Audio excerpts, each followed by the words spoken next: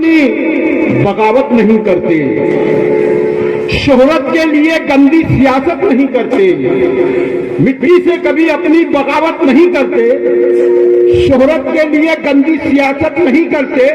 हम अपनी हिफाजत यहाँ खुद करते हैं, क्योंकि कुत्ते कभी शेरों की हिफाजत नहीं करते, हम यहाँ खुद करते हैं। क्योंकि पूरे महाराष्ट्र में माइनॉरिटी की नुमाइंदगी करने वाला कामयाब तरीन लीडर आली जनाब डॉक्टर फारूक शाह साहब, दीगर लोग जो यहाँ पर स्टेज पे मंच पर बैठे हैं, वो किसी तारुफ के मोहताज नहीं, मैं ऐसा मानता हूँ।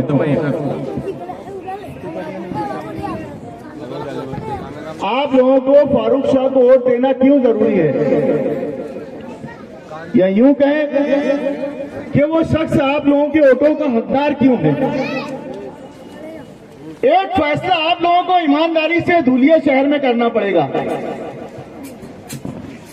कि अगर वो आपके दुख में आपके साथ नहीं खड़ा रहा, तो मैं ऐसा मानता हूं कि हमने आप लोगों से वोट नहीं मांगना चाहिए। आपके इलाकों में अगर उसने काम नहीं किया है, सड़कों का काम नहीं किया है, गटरों का काम नहीं किया है, स्कूलों का काम नहीं किया है, और सबसे बड़ी बात, दुलिया शहर के लोगों, आप लोगों को एक चीज समझना पड़ेगी कि पूरे महाराष्ट्र में माइनॉरिटी के साथ मुसलमानों की रहनुमाई करने वाला अगर कोई वहां मौजूद है, तो मैं ऐसा मानता हूं सिर्फ डॉक्टर फारूक है। इसलिए आप लोगों को वक्तन फक्तन आप लोगों के सामने वक्फ बोर्ड के मामला आ रहे होंगे। पूरे दुलिया शहर की मस्जिदों के जिम्मेदारान से मेरी अपील है, पूरे दुलिया शहर के मदरसों के जिम्मेदार की मैं उनसे अपील करता हूं कि कल अगर वक्फ बोर्ड के मामला असेंबली में आ जाए, याद रखना मेरी बात को, वक्फ बोर्ड के कानून के खिलाफ अगर असेंबली में कोई आवाज उठाने वाला मर्द मुजाहिद रहेगा, तो यकीनन डॉक्टर फारूक के अलावा वहां पर कोई मौजूद नहीं रहेगा। छोटी बात समझते हो आप? ये इलेक्शन में मैं और जलसों में बोलने वाला हूं, लेकिन आप लोगों को समझना पड़ेगा, जिस शख्स ने काम करते वक्त मजहब नहीं देखा, जिसने इलाकों को तरक्की करते वक्त कोई समाज नहीं देखा, जिसने धुलिया शहर के अंदर कभी कोई बिरादरी, कोई पक्ष, कोई मजहब नहीं देखा और उसने काम किया है, मैं तमाम पक्ष के लोगों से, तमाम बिरादरी के लोगों से और तमाम मजहब के लोगों से मैं गुजारिश करता हूं, उनसे रिक्वेस्ट करता हूं, उनसे विनती करता हूं कि आपको सिर्फ और सिर्फ काम की बुनियाद पे आपको वोट देना पड़ेगा। अगर डॉक्टर फारूक ने आपके वार्ड में, आपके इलाके में काम नहीं किया है, तो आप सोच सकते हो, और अगर किया है तो आपको समाज से ऊपर आना पड़ेगा, अगर तरक्की की है तो आपको मजहब से ऊपर आना पड़ेगा। करोड़ों का फंड अगर आपके इलाके में लगाया है, तो आपको तमाम तर चीजों को बाला ताक रख के आपको मदद करना पड़ेगा। फिर से मैं आपको एक बार बोल रहा हूं, दुनिया के लोगों, तुम पे जिम्मेदारी है, पूरे महाराष्ट्र के नियत से मुसलमानों की मदद करने वाला मैं पूछता हूं, आज पूरे महाराष्ट्र में कोई नहीं है सिवाय डॉक्टर फारूक के अलावा। असेंबली के अंदर उसने अपना लोहा मनवाया, असेंबली में करोड़ों का फंड लाके दुलिया शहर को उसने डेवलप किया, सिर्फ ये इस बुनियाद पे कि ये मेरा शहर है, ये मेरी बस्ती है, ये मेरी गलियां हैं, ये मेरे चौराहे हैं, ये मेरे चौक है। मेरे को मजहब की धारा में नहीं बनना है, मेरे को समाज की धारा में नहीं बनना है, मेरे को मेरे शहर की तरक्की अजीज है, मेरे शहर की गुर्बत मुझको अजीज है कि मैं उनकी गुर्बत से उनको ऊपर निकालूं, उनको किस ढंग से तरक्की दिलाऊं, चाहे वो इंडस्ट्री बेस का मामला हो, पावरलूम सेक्टर का मामला हो, एजुकेशन का मामला हो, और बहुत सारे हमारे जरूरती जिंदगी के मामला हमारी जिंदगी के अंदर आते हैं। आज हमारी गरीब माए बहनें जब आते हैं वहां पर प्रभाग पे, ये उम्मीद लेके आते हैं कि कोई तो हमारा है। पूरा दुनिया की गरीब खातून किस उम्मीद के साथ डॉक्टर फारूक की ऑफिस पे आती है? ये उम्मीद लेके आती है कि ये हमारा बच्चा, ये हमारा भाई, ये हमारा बेटा, ये हमारी मदद करेगा, और यकीनन डॉक्टर फारूक ने मदद की है। मैं बहुत ज्यादा वक्त ना लेते हुए आप लोगों से गुजारिश करूंगा, आपको सोचना पड़ेगा। सोचने का वक्त है, जज्बात का वक्त नहीं है, इसकी उसकी बुराई का वक्त नहीं है। यह शख्स ने काम किया है। आज हमारी जरूरत डॉक्टर फारूक है, इसको लिख लीजिए आप। धुलिया शहर के लोगों, आज हमारी जरूरत डॉक्टर फारूक है। शहर की जरूरत डॉक्टर फारूक है, हमारे काम की जरूरत डॉक्टर फारूक है, हमारी तरक्की की जमानत डॉक्टर फारूक है। मैं इतना ही बोलते हुए, बहुत अल्लाह की जात से यकीन है, मैं समझता हूँ, बहुत सारे शहरों के अंदर मैं जाता हूँ, यहाँ का इलेक्शन देख रहा हूँ, बहुत ज्यादा इलेक्शन का इन्हिसार धुलिया शहर के ऊपर है। और कामयाबी यकीनन यकीनन अल्लाह ताला हजरत मोहम्मद मुस्तफा सल्लल्लाहु अलैहि वसल्लम के सदके तुफैल में डॉक्टर फारूक को आपकी दुआओं से यकीनन कामयाब करेगा। इतना बोलते हुए आने वाले वक्त के अंदर यकीनन आप लोग मोहब्बत के साथ, दुआ के साथ, अपने घर में हमारी माँ बहनों को समझाने के साथ इस गरीब शख्स को आप कामयाब करेंगे। ये मेरा आखिरी लफ्ज, इस उम्मीद के साथ कि आने वाले वक्त में आप बहुत अच्छी तरीके से साफ सुथरा इलेक्शन लड़के आप डॉक्टर साहब को कामयाब करेंगे। इतना ही बोलते अपने 2 लफ्ज खत्म करूंगा। खुदा हाफिज, जय हिंद, अस्सलाम वालेकुम। अब मैं सिर्फ आज के हमारे जो सदर हैं नूर मोहम्मद शाह साहब, मैं उन्हें आवाज दे रहा हूं कि वह आए और 2 मिनट सिर्फ अपनी बात करें।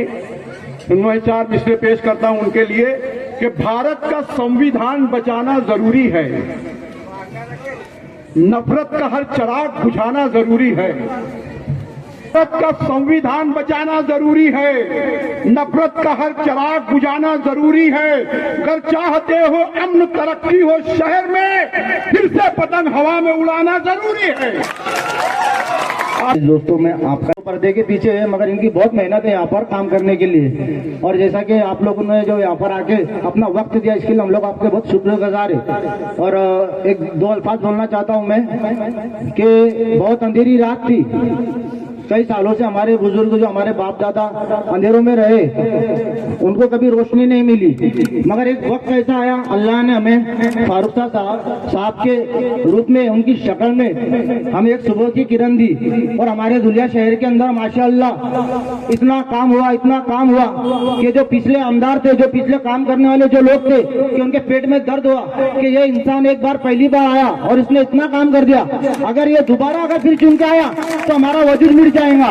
उसके लिए उन्होंने क्या किया, बहरूपियों को सीट गिराने के लिए बहरूपिये खड़े करे उन्होंने कि भाई ये सीट गिर जाएंगी अगर हम लोग इनके सामने कोई किसी इनकी जात का, इनके कौम का खड़े करेंगे तो उन्होंने हमारे आमदार साहब को गिराने के लिए उन्होंने दूसरे बहरूपिये खड़े करे। और अपने को समझना है कि वो बहरूपिया कौन है। मैं किसी का नाम नहीं लूंगा, मगर हमको समझना बहुत जरूरी है। और एक चीज है हमारी अलगर्जी, कि हमारे घर में 4 लोग हैं और अगर मैं काम पे चल जाऊंगा और अगर मैंने एक वोट नहीं डाला तो क्या हो रहा, 3 वोट तो मेरे गिरी रहे। अगर ऐसे हम लोगों ने सोच लिए तो हमारा एक बहुत बड़ा नुकसान हुआ। जैसा कि एक थोड़ा सा मतलब बता देता हूँ मैं कि एक प्रोग्राम हो रहा है गांव के अंदर, उसमें बोला गया कि भाई सब लोग ये टंकी के अंदर में लाकर 1-1 लोटा अपने घर से दूध डाले और अपन ये सब दूध के बाद में खीर बनाएंगे। अब सब लोगों ने ये सोचे कि गांव में 200 मकान है, मैं अगर 1 लोटा पानी डाल दे रहा उसके अंदर में तो किसको क्या मालूम पड़ रहा कि पानी किसने डाला। अब सुबह जब वो देखे, जब उसको खीर बनाने के लिए, तो साला पूरे टाकी के अंदर में पानी क्यों। सबने यही सोच लिए थे कि यार मेरे एक अकेले के डालने से क्या हो रहा, मगर पूरी कौम ने वही काम की। तो हम लोगों को एक चीज ये है कि हमको ये गलती नहीं करना है कि यार अपनी सीट आ रही है, अपना माशाल्लाह बहुत अच्छा जज्बा है, अपना बहुत अच्छा ये प्रोग्राम है, सब चीज है, तो हम लोगों को अपने साथ साथ जो अपने ज़ईफ है, बुजुर्ग है, नए है, जूने है, जैसे भी है, जो भी अलगर्जी लोग है, जो मतलब नहीं देना चाहते, सबसे ज्यादा मेन महत्व की चीज अपने लिए ये है कि हम उन लोगों को मतदान करें, उन लोगों का मतदान करें जो नहीं करना चाहते। तो ये कोशिश करें कि भाई हम लोग कैसे भी करके ये मतदान करें। मैं वक्त की नजाकत को समझते हुए अपने अल्फाज खत्म करता हूँ और यहाँ पर आए हुए सभी लोगों का शुक्रगुजार हूँ मैं। अस्सलाम वालेकुम। मुराद साबिर पत्रकार साहब से है, मैं उन्हें 4 मिसरों से आवाज देता हूँ। देखिए, ये नौजवान आमदार साहब की जानिब से कि सर पर जो बेहिसी की है चादर उठाइए, तूफान से खेलना है तो लंगर उठाइए। सर पर जो बेहिसी की है चादर उठाइए, तूफान से खेलना है तो लंगर उठाइए। अब प्यार और वफा का जमाना गुजर गया, हर ईद के जवाब में पत्थर उठाइए। हमारे शहर हमारे धुलिया शहर के अब्दुल अजीज आमदार डॉक्टर फारूक शाह साहब, स्टेज पर विराजमान सभी जाने माने तोल मोल के पदाधिकारी, कार्यकर्ता, मेरे बुजुर्गों, दोस्तों, अभी बहुत सारे तकरीर करने वालों ने आपके सामने अच्छे अच्छे पहलू यहाँ पर रखे। मैं भी ज्यादा वक्त नहीं लूंगा आपका, एक मुख्तसर 10-5 मिनटों में अपनी तकरीर आपके सामने पेश करने की कोशिश करता हूँ। सबसे पहले तो मुझे खुशी इस बात की हुई कि मैंने सुना कि भारत के पंतप्रधान नरेंद्र मोदी धुलिया शहर के अंदर 9 तारीख को आ रहे हैं और 8 तारीख को धुलिया शहर के अंदर आ रहे हैं। तो मुझे खुश होने की 2 बातें नजर आई। एक तो जहां जहां पर नरेंद्र मोदी जाते वहां उनकी सीट गिर जाती है और दोस्तों दूसरी बात कि हमारे आमदार साहब का कद कितना बड़ा है कि मोदी को आना पड़ रहा है यहाँ पर।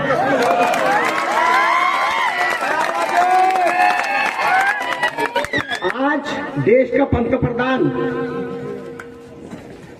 आज पूरे भारत के अंदर 1 नंबर पर जो पार्टी है और भारत के अलावा भी लोकशाही जमहूरियत में जो 1 नंबर पे पार्टी है, ऐसी पार्टी का पंतप्रधान हमारे आमदार साहब के सामने आ रहा है, क्योंकि उसको पता है हमारे आमदार साहब की और दुनिया के मुसलमानों की ताकत क्या है।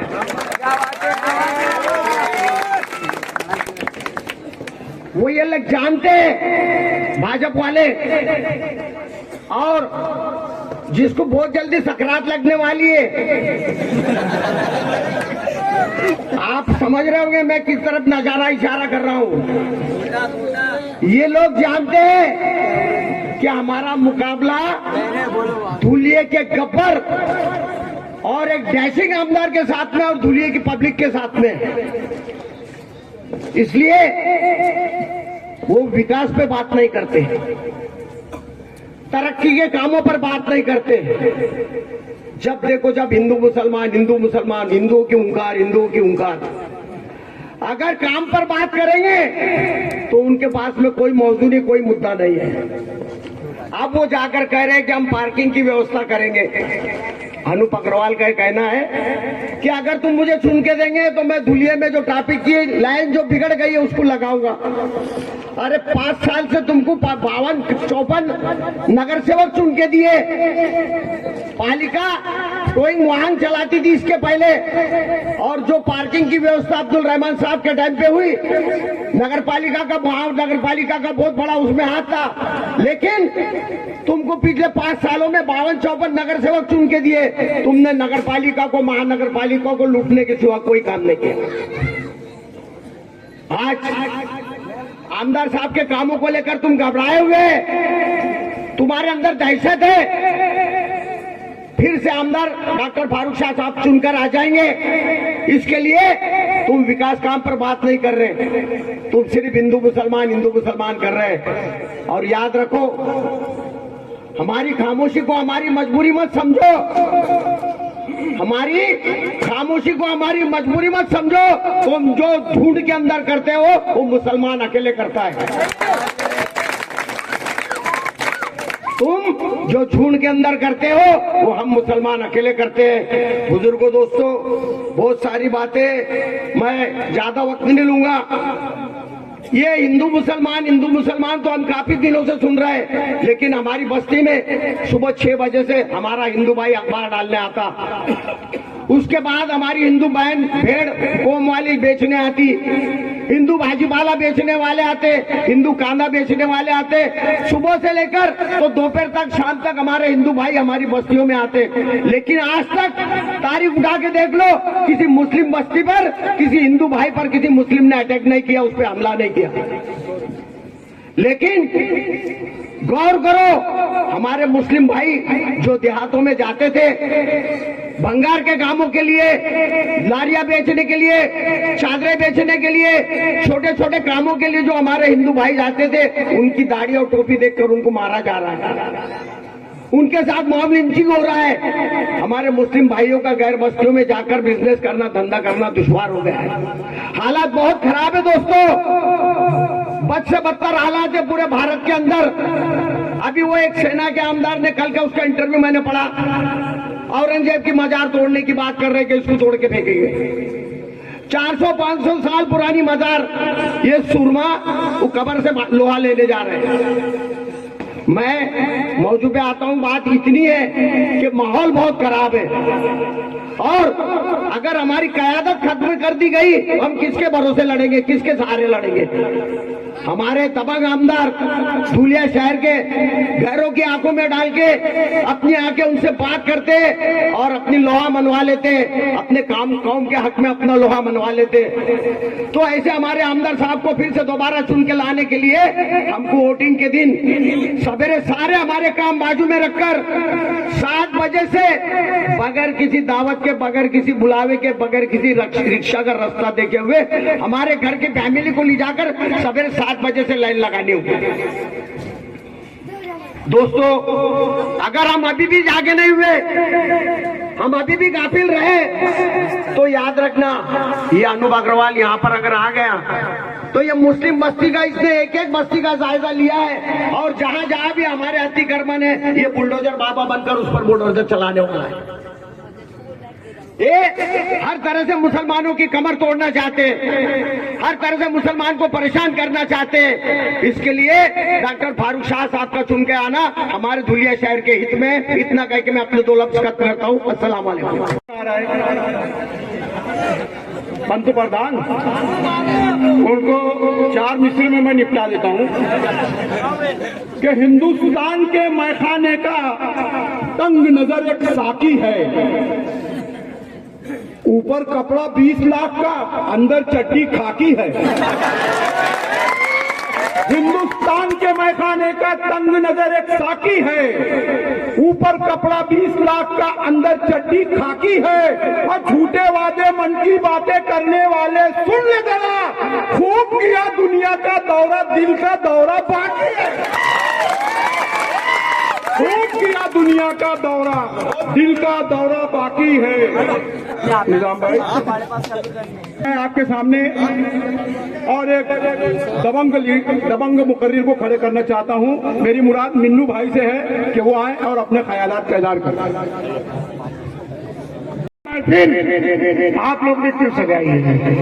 आमदार साहब के लिए आप लोगों ने महफिल सजाई है, तो आमदार साहब को 20 तारीख के दिन सवेरे उठ के, एक दिन की छुट्टी, 5 साल आमदार साहब आप लोगों के बीच में रहेंगे, एक दिन छुट्टी मना के 20 तारीख के दिन आमदार साहब को अक्सरियत के वोट देके चुन के लाना, ये आप लोगों की जिम्मेदारी है। ये लोग आप लोगों से मैं पूछना चाहता हूँ, यहाँ बैठे हुए मेरी माँ बहनों और मेरे भाइयों, बुजुर्गों, दोस्तों, साथियों से मैं पूछना चाहता हूँ, धुलिया शहर में कई लोगों को अपने वोट दिए, कई लोग आए, कई लोग गए, लेकिन कोई धुलिया शहर का विकास के बारे में बात नहीं करता था।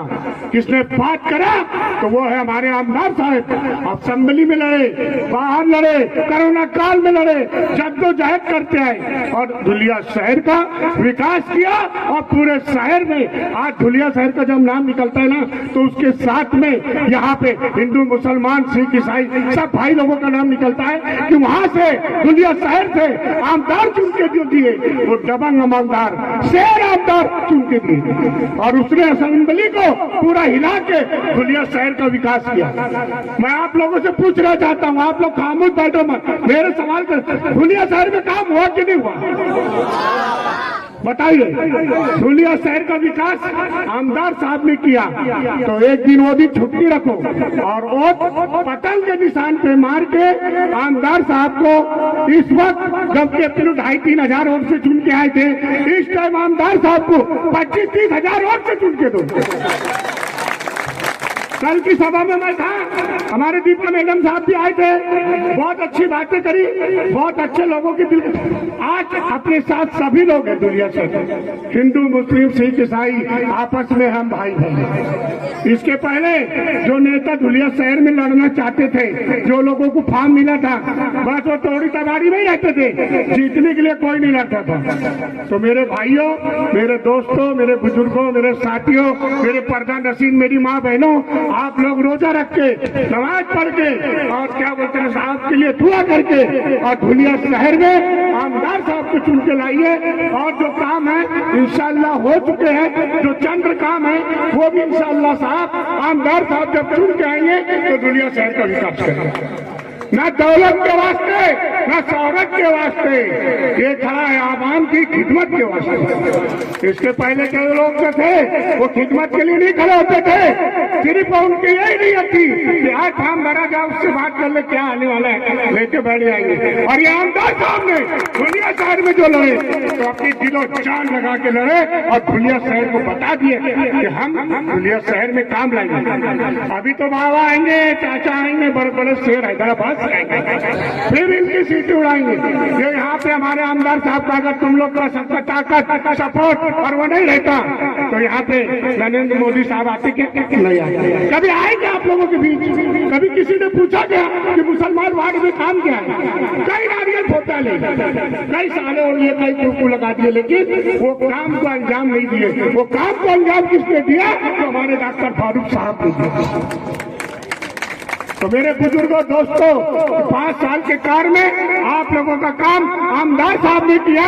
आप लोगों का मेहनत जद्दोजहद के साथ में मैं बोलता हूँ 20 तारीख के दिन सवेरे उठ के आमदार साहब को 3 मत से चुन के असेंबली में भेजा। पता को देके कामयाब बनाए 20 तारीख को और आमदार साहब को असेंबली में भेजिए। जय हिंद। जिंदगी दी है तो जीने का हुनर भी देना, जिंदगी दी है तो जीने का हुनर भी देना, पैर बख्शे तो तौफीक के सफर भी देना। मैं तो गूंगा था गुफ्तगू तूने सिखाई, जब हम बोले तो बातों में असर भी देना। हमारे मालेगांव शहर साहिब अली साजी माजी नगर की सेवा और भैयालाल कारपोरेटर और हमारे आमदार साहब यहाँ पर उपस्थित मंच के ऊपर जितने भी कार्यकर्ता है और आए हुए तमाम ही मेहमान, मोहतरम हजरात, आज जो वक्त का तकाजा है, ये जो असेंबली इलेक्शन होने जा रहे हैं, ये तारीखी इलेक्शन होने जा रहे हैं।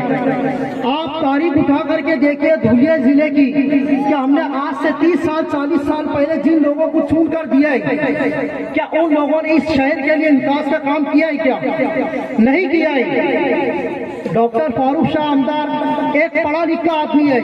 ये धुलिया शहर वालों के लिए और ये हमारे लिए गर्व की बात है कि हमें जो आमदार मिला है एक वेल एजुकेटेड आमदार मिला है। हम अगर आमदार साहब को चुन करके देते या हमारे जो मासूम बच्चे हैं तो ये इल्म हासिल करेंगे, आला से आला तालीम हासिल करेंगे। हमारी जिंदगी का मकसद हमें यह बनाना है। 5 साल में सिर्फ एक दिन है जो 20 नवंबर को हमें वोटिंग करने के लिए जाना है। हमारा मकसद ये है कि हम सिर्फ डॉक्टर फारूक को इसलिए वोटिंग देने के लिए जा रहे हैं कि हमें आला से आला तालीम अदारे यहाँ पर बनाना है।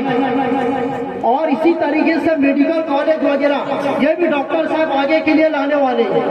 तो ये हमारा फर्ज समझ करके कि हमें वोटिंग करना है डॉक्टर साहब को। दूसरी बात, हमने देखा है हमारे मालेगांव में क्या डॉक्टर साहब ने यहाँ तमाम मज़ाहिब के मानने वाले, चाहे वह हिंदू मजहब का मानने वाला या ईसाई मजहब का मानने वाला या सिख धर्म का मानने वाला या हमारे मुसलमान मजहब को मानने वाला, आमदार साहब ने तमाम मज़ाहिब के मानने वालों को एक प्लेटफॉर्म लेकर के हर मजहब के मानने वालों का काम उन्होंने किया है। और मैं बताता हूँ कि हम लोग तो मालेगांव में मुंबई में रहते हैं लेकिन न्यूज बाकायदा देखते हैं आमदार साहब। तो आप अगर तारीख उठा करके देखोगे क्या धुलिया शहर के अंदर जितना काम हुआ है शायद मैं समझता हिंदुस्तान के अंदर किसी आमदार ने काम नहीं किया। यह धुलिया शहर वालों के लिए बहुत बड़ी फख्र की बात है। इसलिए ये हमारा फर्ज है, यह जिम्मेदारी है कि हम जब वोटिंग के लिए जाए तो सबसे पहले हम अपने खुद की वोट गिराएं और उसके बाद हमारे घर में जितने फर्द मौजूद है उन तमाम लोगों की वोट गिराएं। क्योंकि वक्त और हालात आप बेहतर तरीके से जानते हैं कि हमारे मुल्क के अंदर किस तरीके के हालात चल रहे हैं, किस तरीके के नॉन बेंची के हालात चल रहे हैं कि हमें इसे खत्म करने के लिए इसे खत्म करने के लिए हमें सेकुलर माइंड के जो बंदे हमारे फारूक शाह, हमें इनको चुन करके लाना है। आप देखिए जितने भी आमदार जो धुलिया डिस्ट्रिक्ट के अंदर चुन करके गए, एक भी आमदार तालीम याफ्ता है क्या? बताइए आप लोग, है एक भी आमदार तालीम याफ्ता?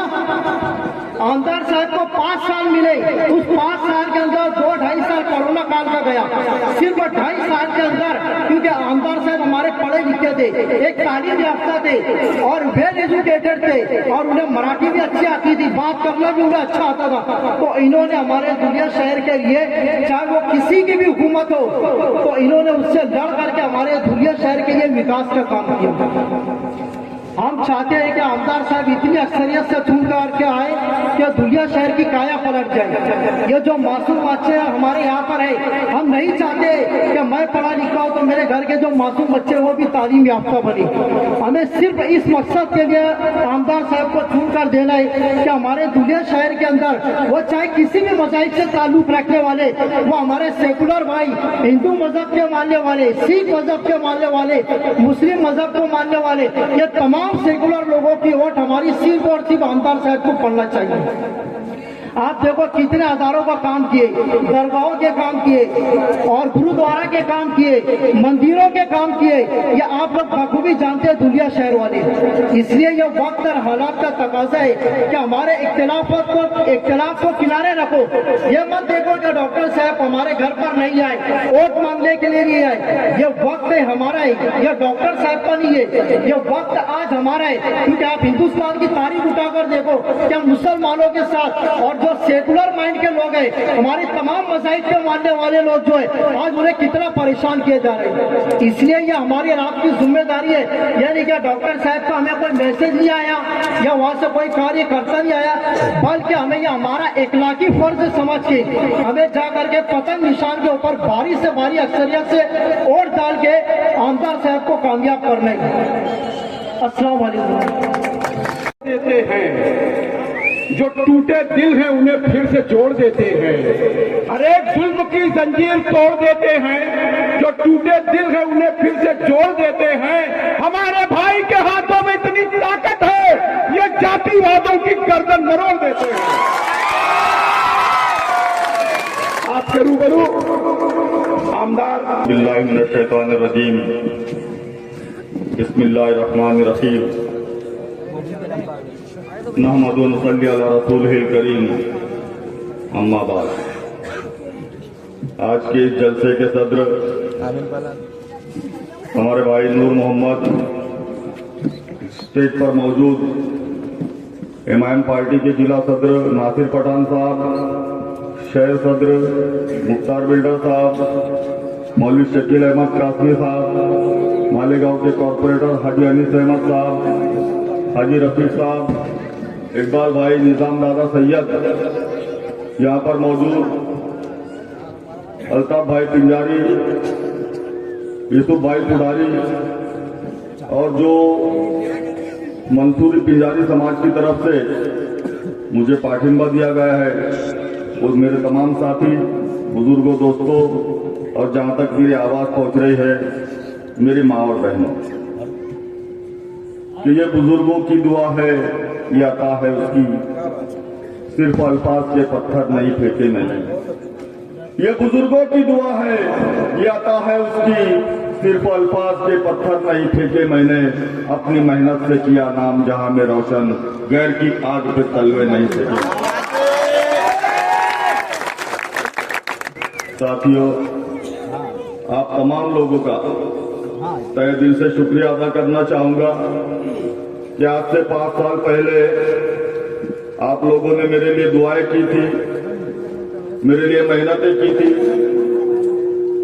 मुझे अपने कीमती वोटों से नवाजा था और उसी की इज्जत पर धुलिया शहर में पहली मर्तबा एक मुस्लिम आमदार चुनकर आया। साथियों, आपको लगता होगा कि ये जो आमदार का पद है ये कोई फूलों भरा ताज है, लेकिन ऐसा नहीं है साथियों। ये एक कांटों भरी स्टेज होती है, इसके लिए बहुत मेहनत करना पड़ती है।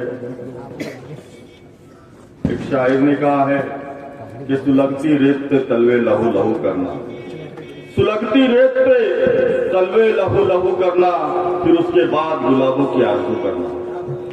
चुन के आने के बाद जब मैंने शहर का जायजा लिया तो बहुत काम थे। उसके बाद मैंने अपने कौम और समाज के मसाइल पर ध्यान दिया तो मुझे लगा कि मुझे बहुत कुछ करना है। जिस वक्त मेरी चुनावी रैली थी, मैंने देखा कि हमारे लोगों में जो खुशी की लहर थी, उस रात यकीन जानिए कि मैं सो नहीं पाया। मैंने अल्लाह रब्बुल इज्जत से दुआएं की कि अल्लाह पाक, ये जिन लोगों ने मेरे लिए मेहनतें की है, मेरे लिए दुआएं की है, मुझे अपने कीमती वोटों से नवाजा है, तो इन लोगों ने मुझसे जितनी उम्मीदें लगाई है, अल्लाह पाक उन तमाम लोगों की तमाम उम्मीदों को मैं पूरी कर सकूं, ऐसी कुव्वत और ऐसी सलाहियत अता फरमाना। अल्लाह पाक ने मेरी दुआ को सुना। आप लोगों ने देखा कि मैंने हर शोबे में काम किया, हर फील्ड में काम किया। आप लोगों ने देखा कि मैंने रास्ते बनाए, गटरे बनाई, वॉल कंपाउंड के काम किए, हमारे इलाकों में लाइट लगाए। ये जो बड़जे रोड आप लोगों ने देखा कि कितने मरतबा इसका उद्घाटन हुआ। कई आमदारों ने मंत्री को लाए, 4-4 बार उद्घाटन किए, लेकिन काम नहीं हुआ। वो काम इसलिए नहीं हुआ कि जो बड़जे रोड पूरी तरह से मुस्लिम इलाकों से होकर गुजरता है और बड़जे रोड पर सिर्फ मुसलमान बसा करते हैं, इसलिए वो लोगों ने रोड को नजरअंदाज किया। लेकिन अल्लाह का शुक्र है, आप लोगों ने आपका अपना आमदार चुनकर दिया और आपके अपने आमदार ने बेहतरीन तरीके से आपके रोड को तैयार करके दिया। आप लोगों ने देखा कि इसके पहले हमारे शहर के कब्रिस्तानों के क्या हालात थे। हर कब्रिस्तान में हिफाजती दीवार न होने की वजह से कब्रों में जानवर घुस जाया करते थे। हमारे बुजुर्गों की कब्रों की बेहुरमती होती थी, लेकिन कोई माईगराल नहीं आया कि जिसने हमारी कब्रिस्तानों की तरफ ध्यान नहीं दिया। अल्लाह का शुक्र है, मैं चुन के आने के बाद मैंने जलाल शाह कब्रिस्तान का काम किया, उसके साथ साथ अंजान शाह और बाबा दरगाह का काम किया, 40 गांव रोड कब्रिस्तान का किया, नए मोमिन कब्रिस्तान का काम किया, मोगलाई कब्रिस्तान का काम किया, जूना धुलिया कब्रिस्तान का काम किया।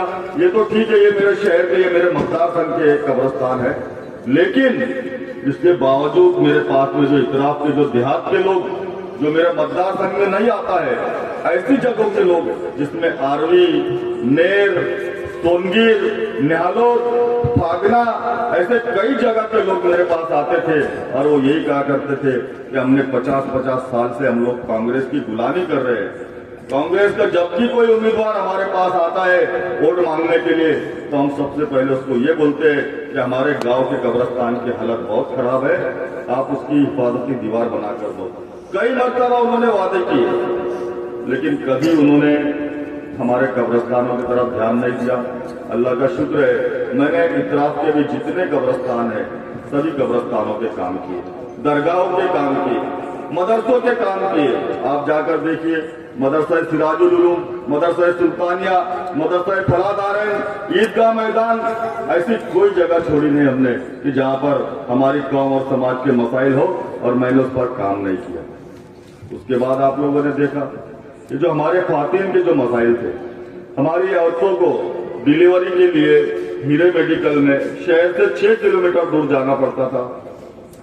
मैंने मेरा जो पहला अधिवेशन था नागपुर में, हिवाड़ी अधिवेशन, वहां पर मैंने आवाज को बुलंद किया और जो हमारा जूना सिविल हॉस्पिटल बंद पड़ चुका था, वो जूना सिविल हॉस्पिटल को फिर से शुरू करने की मंजूरी हासिल की। आज आप लोग जाकर देखिए, बेहतरीन तरीके से जूना सिविल हॉस्पिटल है और बेहतरीन तरीके से वहां पर हर इलाज और मुआवजे के साथ साथ हमारी माँ बहनों की डिलीवरी होती है, सीजर होता है, सब कुछ होता है। उसके बाद हमने देखा कि जो हमारी गरीब खवातीन थी, वो अक्सर उनके राशन कार्ड ना होने की वजह से वो 2-2, 3-3 साल भटका करती थी। कई एजेंटों को पकड़कर उन्होंने 2-2, 4-4 हजार रुपए दिए, लेकिन वो भी उनको घुमाया करते थे।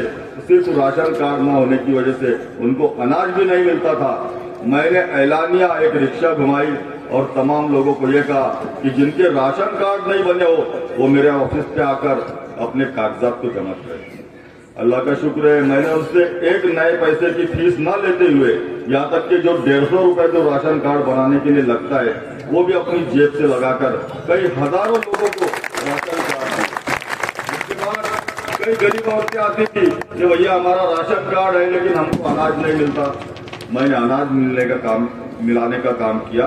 उस वक्त जो छगन भुजबल मंत्री थे उनके साथ एक मीटिंग की और 22,500 जायद खानदानों के लिए मैंने अनाज का कोटा मंजूर किया और अल्लाह का शुक्र है अभी तमाम लोगों को आसानी से राशन भी मिलता है साथियों। उसके बाद कई खातिन ने बोला कि भैया हमको घूमने फिरने के लिए कोई जगह नहीं, हमको नदी के उस पार गैर मुस्लिम इलाकों में जाना पड़ता है। मैंने एक बेहतरीन गार्डन सिर्फ बच्चों और औरतों के लिए बनाकर दिया साथियों। हर फील्ड में मैंने काम किया, हर शोबे में मैंने काम किया। आप लोगों ने देखा कि हम लोग साल में 2 मरतबा इज्तिमाई शादियां करते हैं। उसका एक बात में आप लोगों को एक वाकया था कि मेरे चुन के आने के बाद 1 साल बाद मेरे पास 3 लोग आए। उसमें एक ज़ईफ थे, वो 2 लोगों ने बताया कि भैया ये जो बुजुर्ग है इनकी 3 बच्चियां हैं। इन 3 बच्चियों में से एक बच्ची की शादी हो चुकी है, 2 बच्चियां अभी भी बिन ब्याही बैठी है। इन्होंने पहली बच्ची की शादी के लिए एक सूदखोर से 20,000 रुपए कर्ज लिया था, लेकिन वो 40,000 रुपए देने के बावजूद भी वो सूदखोर अभी इनको ये कहता है कि मुझे और 2 लाख रुपए चाहिए। वो बुजुर्ग रोने लगे। उन्होंने कहा कि ऐसा हाल है कि मैं यहाँ खुदकुशी कर लूंगा। मैंने उनको बोला कि अभी आपका बच्चा जिंदा है, आप फिक्र मत करो। मैंने फौरन सूदखोर को फोन किया और मेरी भाषा में मैं बोला बेटा अभी जितने तूने ले लिए ना उसमें दुकान बंद कर ले, मैं तो उठा के लाऊंगा। अरे बोले नहीं भैया नहीं, अब इसके बाद मैं पैसे नहीं मांगूंगा। फिर मैंने सोचा कि ये एक बुजुर्ग है, लेकिन ऐसे कई गरीब लोग होंगे बेचारे कि जिनकी बेटियां बिन ब्याही बैठी होंगी।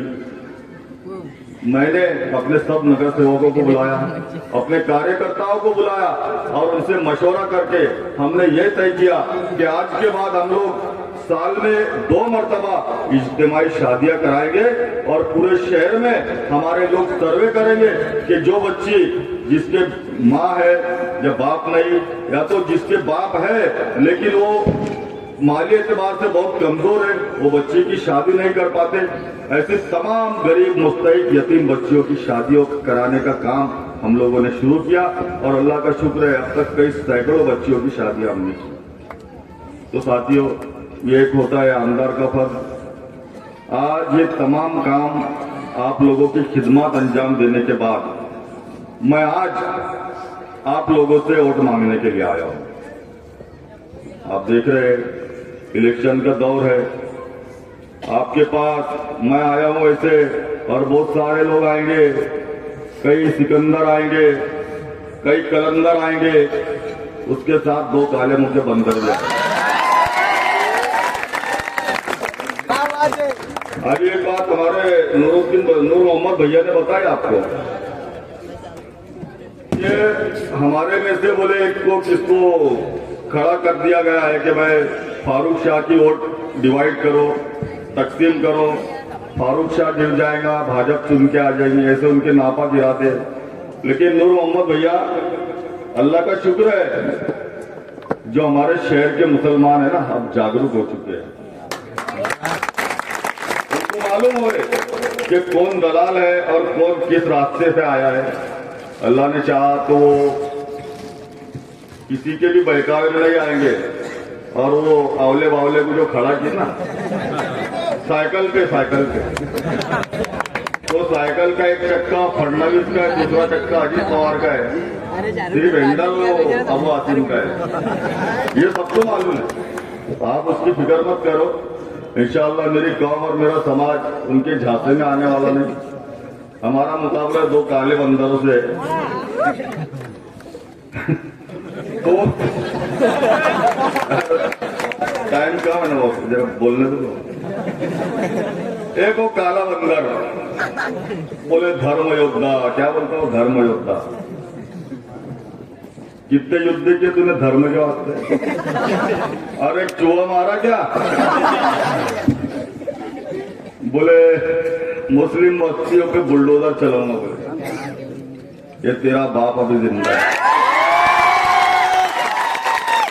ये डायलॉग जो है ना, ये जो डायलॉग, ये सब पूरे हमारे हिंदू भाइयों के वो स्टेटस पर अभी चल रहा है वो।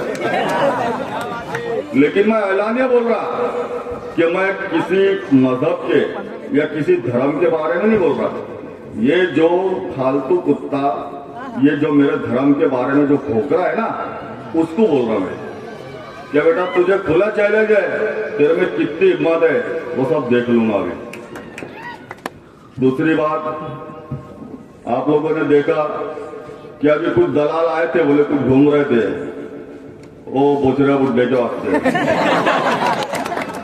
वो अनिल गोटे, बोले अनिल गोटे वो सेकुलर है। बोले उद्धव ठाकरे का टिकट लेके आया। उद्धव ठाकरे, वो उद्धव ठाकरे जो ऐलानिया ये कहता है कि बाबरी मस्जिद को हमने शहीद किया, तो मुझे यकीन है कि मेरे मुसलमान इतने बेगैरत नहीं हुए कि जो बाबरी मस्जिद को शहीद करने का दावा करता है उसके एक फालतू उम्मीदवार को हमारे लोग वोट देंगे।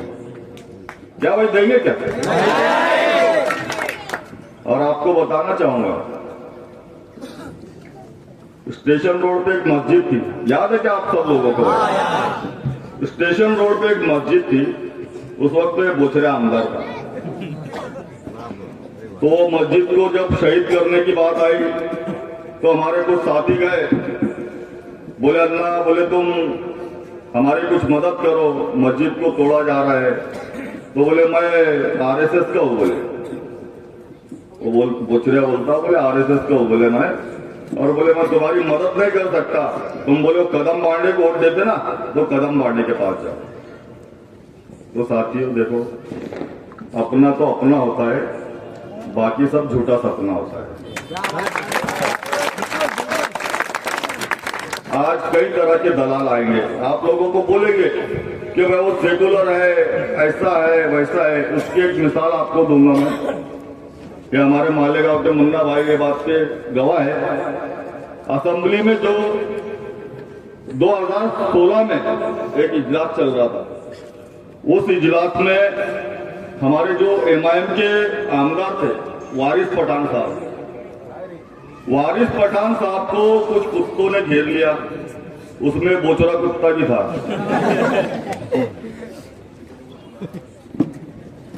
बोले तुमको ये देश में रहना है तो तुमको बोले ये कहना हो। इसकी आवाज में अरे आज गला नहीं चल रहा। अगर तुमको हिंदुस्तान में रहना होगा, अगर तुमको हिंदुस्तान में रहना होगा तो तुमको वंदे मातरम कहना ही होगा।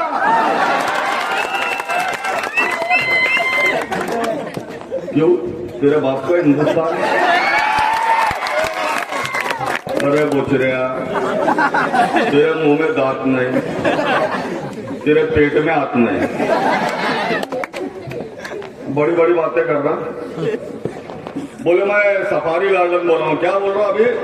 हमारे हिंदू भाइयों के इलाके में जाके बोले मैं सफारी गार्डन बोलाऊंगा।